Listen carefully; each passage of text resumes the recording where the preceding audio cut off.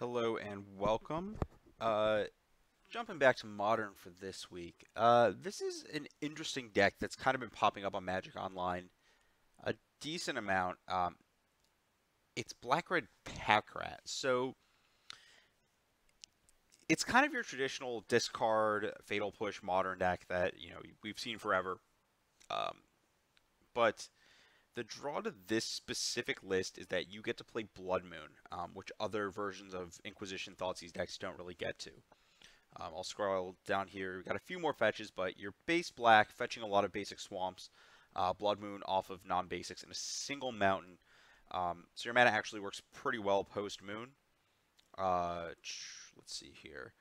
The threat base is interesting. That's really the interesting part. If you look at this deck, it's like, oh, I got pushes and Thoughtseizes and bolts and wow, it's all the same cards. Terminate, all the same thing. Blood Moon, Liliana, new stuff. But you've got Dark Confidant, which I think is a card that's pretty well positioned in current Modern. I think people are shifting back towards a lot of the Collected Company decks that lose to it. It's reasonably good against certain Eldrazi draws and stuff like that to power through. You have Rabblemaster, which just happens to be one of the hardest hitting creatures that you can cast under a Blood Moon with Swamps and Mountains. Chandra's just kind of there as a one of. I don't have a good opinion on it. But the kind of weird card is Pack Rat. That's really what I want to see how it does today. I don't actually know if this card is or isn't good.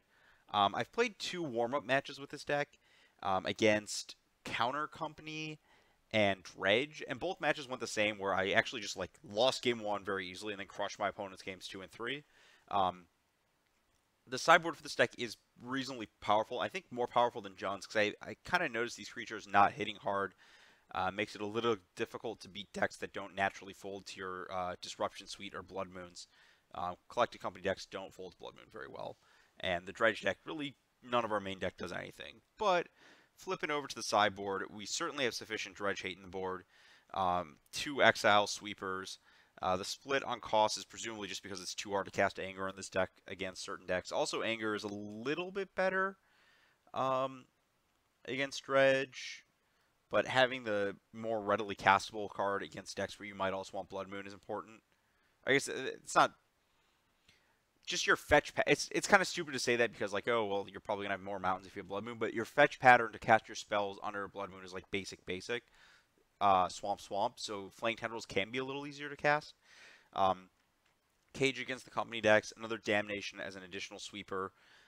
Split because you actually do need to hit Eldrazi and stuff.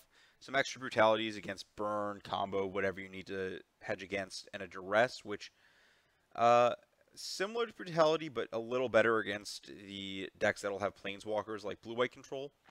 Lavamancer, again, you actually have a lot of creature hate to board in, so you can board down on your Blood Moons and stuff. Olivia, another creature hate card, Kolaghan's Command, and then a Shatterstorm for Affinity. It's kind of a weird mix. There's a lot of stuff that kills creatures, but I think it branches out in a lot of specific ways that beat up on the smaller decks that are going to come out under your Blood Moon is really what you're trying to hedge against here. I'm trying to think if there's any really interesting decisions in the main besides Pack Rat. There's a couple Mutavaults to support faster Pack Rats going big. There's an extra Dreadbore. Your creatures don't necessarily hit as hard against Planeswalkers, and you don't have a creature land like Raging Ravine to necessarily pressure Planeswalkers, so you need a little bit more help there against like Liliana of the Veil. Yeah, I just want to run into some tier 1 decks and just crash into them with Pack Rat and see how that goes. I just want to know if that card is good because I honestly have really enjoyed playing with this card in Vintage Cube, and I just hope it's as good in other formats as it is there off of turn 1 mocks.